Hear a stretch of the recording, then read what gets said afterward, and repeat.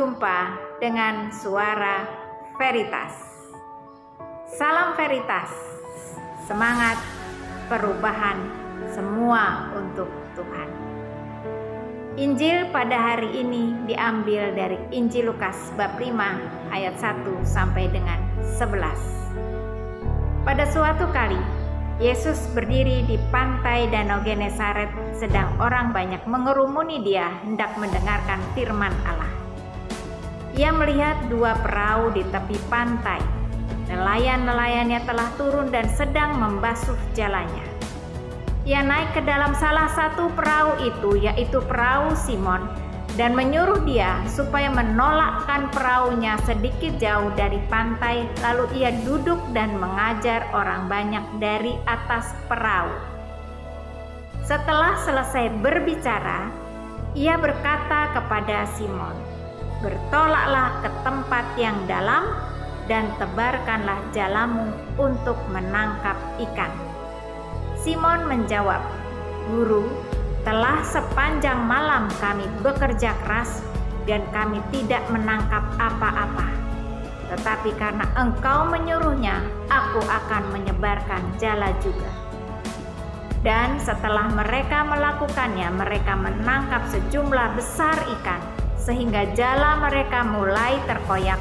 Lalu mereka memberi isyarat kepada teman-temannya di perahu yang lain, supaya mereka datang membantunya. Dan mereka itu datang, lalu mereka bersama-sama mengisi kedua perahu itu dengan ikan hingga hampir tenggelam. Ketika Simon Petrus melihat hal itu, ia pun tersungkur di depan Yesus dan berkata, "Tuhan, pergilah daripadaku, karena aku ini seorang berdosa." Sebab ia dan semua orang yang bersama-sama dengan dia takjub oleh karena banyaknya ikan yang mereka tangkap. Demikian juga Yakobus dan Yohanes, anak-anak Zebedius, yang menjadi teman Simon. Kata Yesus kepada Simon, "Jangan takut, mulai sekarang engkau akan menjadi penjala manusia." Dan sesudah mereka menghela perahu-perahunya ke darat, mereka pun meninggalkan segala sesuatu, lalu mengikut Yesus. Demikianlah sabda Tuhan. Saudari-saudari yang terkasih, kisah Yesus pada bacaan hari ini tentang ikan yang terpancing dengan banyak setelah semalaman mencari namun tak menghasilkan apa-apa, mengingatkan saya pada sebuah lirik lagu, "Tuhan selalu menolongku." Kasih Tuhan yang tak pernah berubah, tetap abadi untuk kita. Betapa tidak, semula Yesus hanya berdiri di tepi pantai, namun seolah tahu bahwa para nelayan kembali dengan tangan hampa. Gerakan menolong tidak serta-merta Yesus lakukan, melainkan diawali dengan menggunakan kapal mereka untuk pengajaran kepada orang banyak terlebih dulu. Baru setelah itu meminta mereka kembali bertolak ke tempat yang dalam.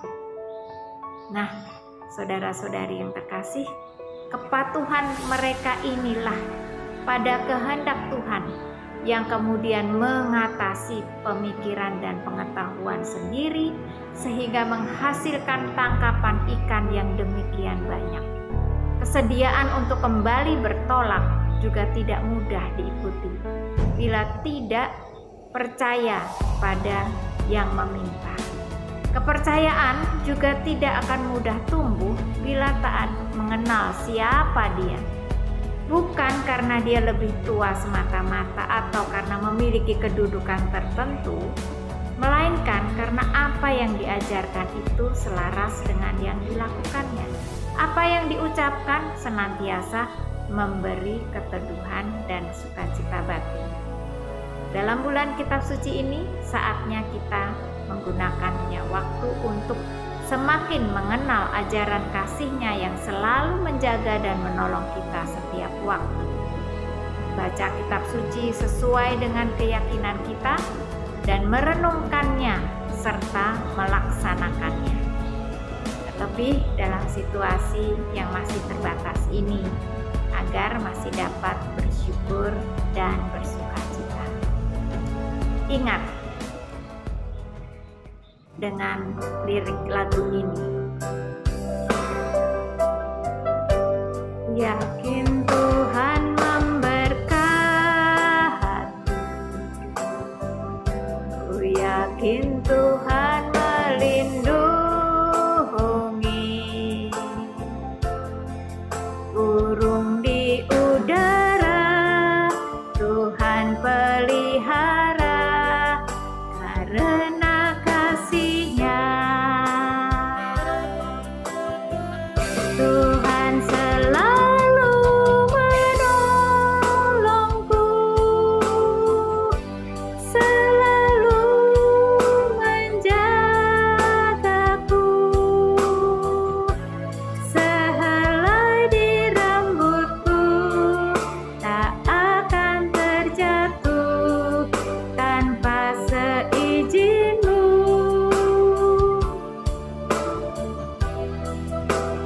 Dan selalu menolongku. Itulah Tuhan kita. Apapun keyakinan kita, Tuhan senantiasa menolong, melindungi, dan menjaga kita. Marilah kita saatnya untuk membiarkan diri dibimbing oleh roh kasih Allah dan semakin dekat dengan sabdanya melalui kitab suci. Terima kasih, Tuhan memberkati.